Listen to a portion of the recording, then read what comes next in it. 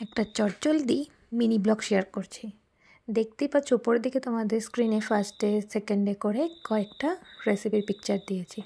Actually ঘরে কিছু না থাকা বা কিছু খেতে ইচ্ছে না করা যখন মানুষদের মনে হয় তখন এই রেসিপিটা চটজলদি হিসেবে ট্রাই করতে পারো। পরপর 3 দিন ভালো প্রশংসা কুড়িয়েছে যে মানুষটা রান্না করতে জানেন না, তারপরে তার রুমমেট তাকে 4th-তে আবার বানাতে বলেছে। তাই ভাবলাম ভিডিওটা তৈরি করে শেয়ার করি। পুরো উপকরণটাই হয়েছিল বাটার, ঘি, গার্লিক পাউডার, মিক্স ভেজ, সাথে নিয়েছিলাম এখানে মিক্স ভেজে অনেক কিছু নিয়েছিলাম, গাজর, আমি একটু আলুও আজকে নিয়ে নিয়েছি 4th-এর দিন, তারপর ফুলকপি, তারপরে কর্ন, মটরশুঁটি, অনেক কিছু। হার্বস নিয়েছি হলুদ, নুন, এটা কিচেনের মধ্যে নুন ভরা আছে, ব্ল্যাক পেপার। আর প্রেশার কুকারে আমি তার আগে একটু চিকেনটাকে কেটে মানে কুচি কুচি করে কেটে আমি একটুখানি গরম জলে আজকে বয়েল করে নিয়েছি, যেহেতু 4th-তে আমার মানে প্ল্যান ছিল 4 জনের জন্য খাবারটা বানাবো। সেজন্য আজকে কি হয়েছে, একটু বেশি চিকেনটাও সিদ্ধ হয়ে গেছে, বুঝতে পারিনি অনেকটা পরিমাণে বেশি ছিল বলে।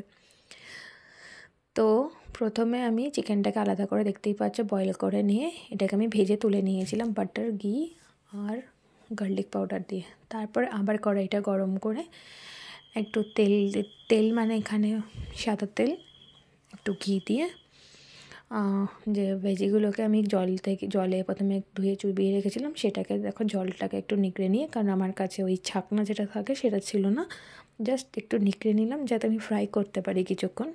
যেহেতু এই ভেজিটেবলগুলো খুব একটা বয়েল ছিল না, তাই আমাকে এগুলোকে বয়েলও করতে হবে, নাহলে কাঁচা কাঁচা লাগবে। তাই জন্য আমি চিকেনটাকে ভেজে তুলে রাখলাম, কারণ একই কড়াই করবো বলে। তো এগুলোকে জলটা নিগড়ে প্রথমে এক এক করে কড়াইয়ে দিয়ে দিলাম। আর দেখো চিকেনটাকে আমি বয়েল করে নিয়েছিলাম নুন, একটু হলুদ, বাঙালি মানে একটু হলুদটা আমাদের প্রেফারেবল, ঘি, বাটার আর হার্বস আর গার্লিক পাউডার দিয়ে।